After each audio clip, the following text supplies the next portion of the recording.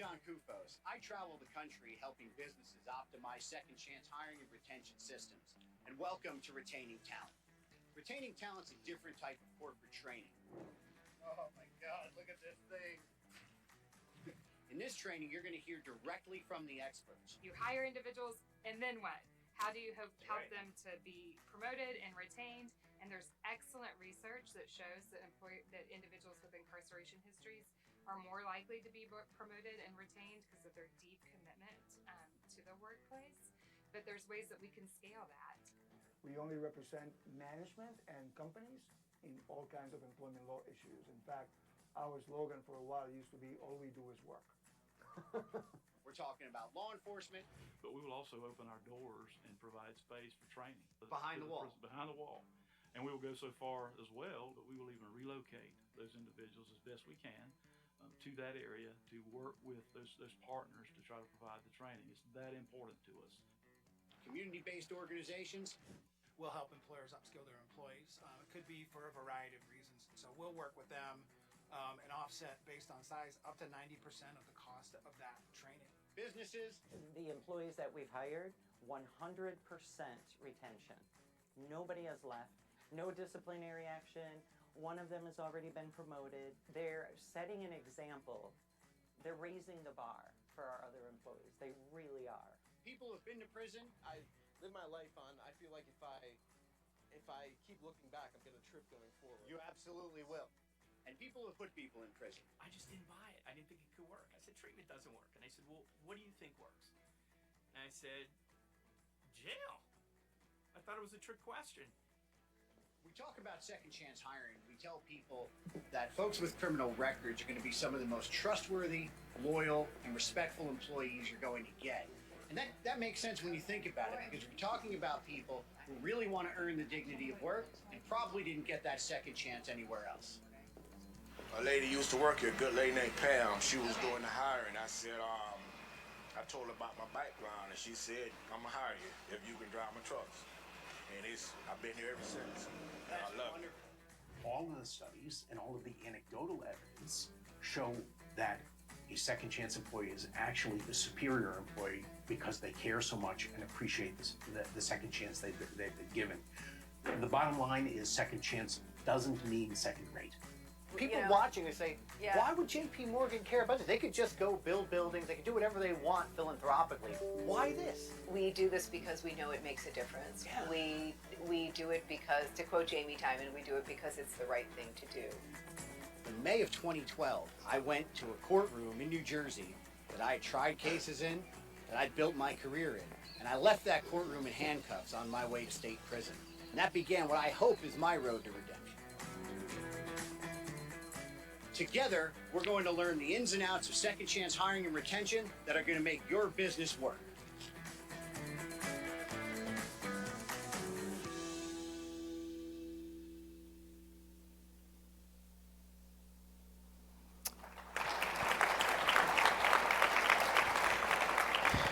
Well, thank you very much, everyone. I have to tell you, John and I have known each other since meeting at the White House, I don't know, 5 years ago or so. Right. And we were comparing notes beforehand, and John thought I was here to interview him, and he thought we were supposed to interview each other, so we're just going to have a conversation among friends. So, John, I'm going to ask you, why don't you share with the audience a little bit about how you got into this space and why you're here, and then we'll talk about where we're going. Thanks, Jeff. And first thing I want to say is thank you to the Florida Chamber for putting such an important event together. Florida's economy is one of the best in the country, and the Chamber is certainly the catalyst to that. And, I tell people I have a really good story, I just wish it wasn't mine. So 11 years ago, I was on top of the world, trying big cases in New Jersey, both for the business community and suing the business community, candidly. Big criminal defense cases all over the state of New Jersey, which, as you know, has a lot of criminals, so it makes a lot of sense. There's a lot of business in that place. But seriously. But I was a completely functional alcoholic. Crashed my car driving drunk in the summer of 2011. Thank God I didn't kill anybody. Hurt somebody who recovered. Went to state prison. And then from there, in a story very Jersey, because I didn't know a single politician until I had a criminal record, which in New Jersey is probably the prerequisite for entry into that system. I ended up meeting Governor Christie at the time, former governors. We built a really big job-focused reentry program. That work took me to D.C., where I met Jeff, and we've done big things. And while I have my portion here, is Maria Scorsia from J.P. Morgan in the house somewhere? There we go. Maria, give her a big round of applause. So Maria, let me tell you about Maria and Dr. Carrie Pettis, who's now at Justice System Partners, but founded the Institute for Justice and Research Development at Florida State. It was J.P. Morgan's national commitment to uplifting communities and building talent that made this happen. That's made so many great things happen around the country. They hired 4,300 people as a bank last year. And on top of that, the funny story is when I get asked to do the project, we're supposed to interview businesses, we're supposed to interview folks with criminal records, and it was going to be a one-camera kind of shot. Luckily, I met a guy named Charlie Belvin, who's somewhere in the room, and Charlie Belvin, oh, there he is, has a better vision of that, and he says, well, what's your vision? I said, I want to be the poor man's Anthony Bourdain, so people actually want to watch this thing. And I think I really did come through as the poor man's Anthony Bourdain.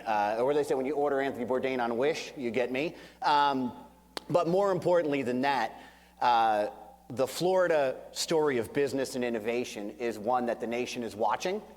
And I think that as we develop the business case for second chance hiring with leaders like Maria, like Carrie, and people around the country, you're going to see big results for your business. Turnover is expensive.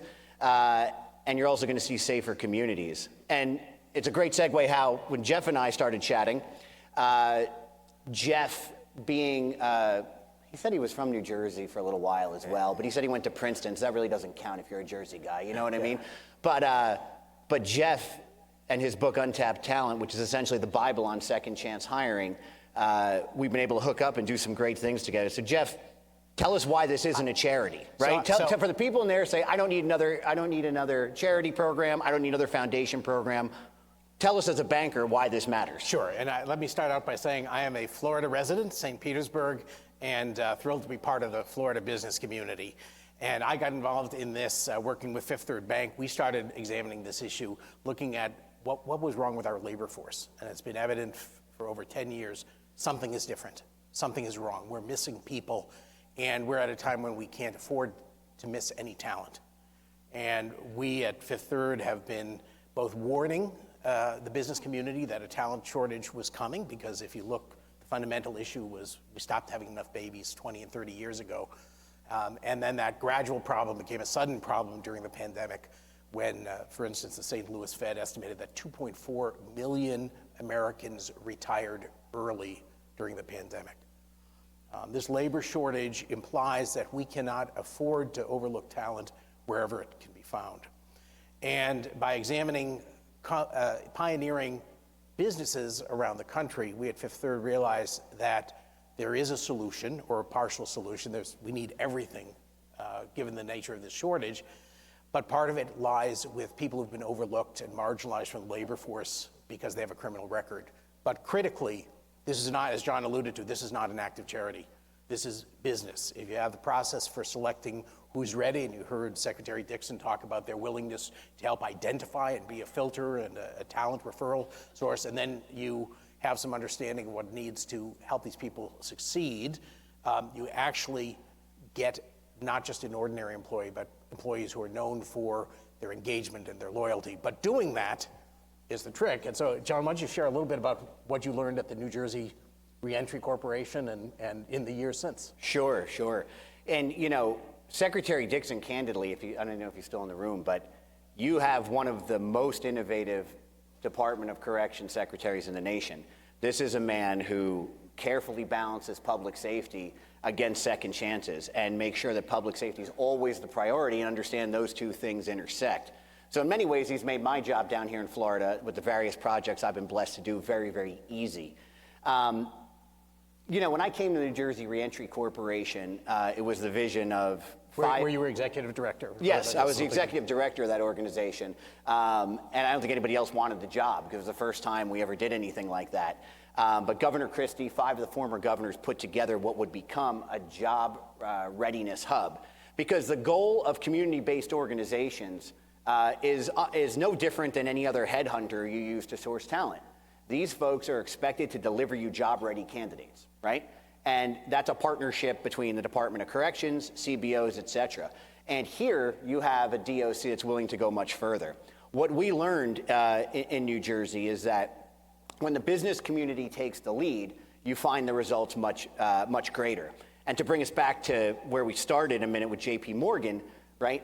We were talking about this issue for years, and then all of a sudden, Jamie Dimon, the CEO of JP Morgan, really uses his international position to dedicate to this critically important issue. And not just throwing money at it, but actually doing the work. And I think that as we see a regulated entity like a bank able to do this, we have the ability to unlock so much talent in the community. And I want to share, it's a little bit of a personal story. I try to keep this business only, but I want to let you know, when I was locked up, nobody asked me for money, but nearly everybody asked me for a job. And I was just an inmate just like them. I had no idea that I could help them. I didn't have a place to live. I moved out, as you know, to Hoboken, New Jersey. Anybody know Hoboken, New Jersey, by the way? There we go. We got a couple. So it isn't where a drunk goes to get sober, right? Right? It's like a little Austin, Texas. But there was a lot of great recovery there. But I moved in with a law school roommate there and had my opportunity for redemption. And I realized that if we could build the business case, we could actually create tax bases out of tax drain situations.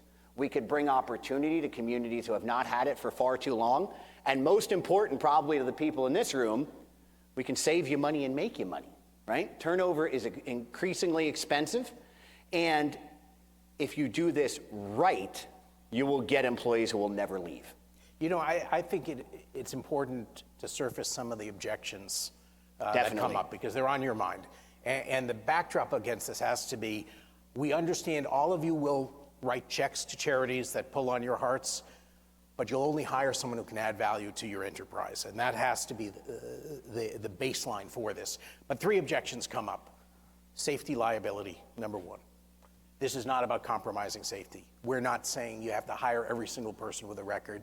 You need a filter for those who are not going to be a problem for your business or give you liability. The process of how you do this hiring protects you from liability claims. Number 2, people worry about the quality. But again, if you think about in your own lives, times we've all slipped up. I'm not talking criminal record in most cases, but all of us are eager to prove we are better than our worst moments. And that's what drives a lot of these people. So they tend to be exceptionally engaged and they care about their jobs. And then the last one is reputation risk. And as an ex-Wall Streeter, I started with E.F. Hutton in the 1980s. It pains me ever to say anything nice about a competitor. But I will acknowledge JP Morgan having hired more than 4,000 people with criminal records. I don't think this has cost JP Morgan any little bit of reputation. In fact, we know from surveys that customers want to do businesses with companies that are adding to their society in more ways than making a profit. And younger employees, particularly those millennials and Gen Z employees that you want to retain, they want to work for companies that provide some social benefit beyond their profit. And because you're in Florida, this is your issue, right? Your economy speaks for itself. So you're going to have more job openings in many other parts of the country. So doing this, I think, doing it right, doing it well, is something that I think it'll be I tell people this, right? We are all, the business case is there, but there are people you will never know whose generational lives you've changed just by simply giving them a job, by simply giving them a chance to realize the American dream. And that's probably the most powerful thing that's happened in my world. Because I certainly didn't think I was gonna be in this work when I was locked up. And I certainly didn't think I'd be at the White House and on stage with 2 presidents, and helping governors across the country do this. But where doing the right thing intersects with the business value and the value proposition, it's really a no-brainer. But you do need people to guide you through it, right? This isn't something that you can, if you've never done it before, like any other talent pool, you're not just going to say, well, you know what, let me start out with everybody who came out of Secretary Dixon's facility, right? But the beauty is because Secretary Dixon has created that capacity, because folks like JP Morgan are hiring thousands around the country, there are major business leaders in this country, right, that you can draw on, right? Not just Jeff's book, which it was a good book, but then I realized I was quoted 7 or 8 times in it, so then it became a great book. I'm sure it's going to be a New York Times bestseller any minute now, thanks to that. And I think for the Florida community, that clip you saw is 3.5 minutes of an hour-long documentary, and you can see at retainingtalent.org. And the question I think that you have is what barriers do you have internally as a culture, perhaps, corporate culture, fear of the unknown, that we can help demystify for you to recognize the business and financial value of this talent pool? I think we also, in the business community, have to make sure we're facing reality. I like to say the business community is going through the 5 stages of grief for an ample labor market, because that's what we've had most of our lives. It truly is different. Nationally, we have 10 million job openings and only 6 million job seekers. This is an all-hands-on-deck problem, and I think will define business's success for the next decade. We cannot afford to overlook talent wherever it can be found. These are models of proven success, not theoretical constructs, not academic papers. This has worked all based on what businesses across the country have actually done and how they have succeeded. So this is a real opportunity. As a resident of Florida, I want to make sure our state is not held back by lack of talent and our growth continues because it's benefiting all of us. And I think that, you know, all week I've been in Florida, which is great because it's like 40 degrees in D.C. But you know, we were with Coca-Cola, we're at the mayor's office in Tampa with Brenda McKenzie over there, the Tampa Bay Lightning, all organizations, large organizations, the Helios Foundation, Charles Hogerson let us use his facility to do a big training, that are interested in this issue. So for those of you who may think you're alone or out on an island, or someone's asking you to be the guinea pig and go first, there's actually a lot of this going on in Florida that you can draw on that. And of course, you can always find me publicly or after this event. I'll be happy to connect you, because the decisions that I made in 2011 affected every decision I could make ever since that point. And look, I don't do this because I can't get another job, right? I do it candidly, ladies and gentlemen, because, well, I can't build a time machine and go back to June 17th, 2011 and not drive drunk and hurt that person. The next best thing I can do are build programs, policies, systems, businesses, government together to maybe prevent tomorrow's victim. And if I can make the business a few bucks while doing it, so be it. And I'll just close out by saying Secretary Dixon alluded to the role that employment plays in reducing recidivism and encouraging public safety. So there are millions of our fellow Americans that need us in the business community, but I think more to the point, we in the business community need them, and we can no longer afford to overlook talent wherever it can be found. This is business, it is not charity. John, any last word? Well said. So everybody flood Maria Escorcia's table after this to talk all about it. No, I'm just kidding. But anyway, big thanks again to you, Maria. You know, without you and the JP Morgan team nationally, Nan Gibson, and of course Jamie Dimon, none of this would happen. And most importantly, to the Florida Chamber, give yourself a round of applause for building the best goddamn economy in this country. Come on.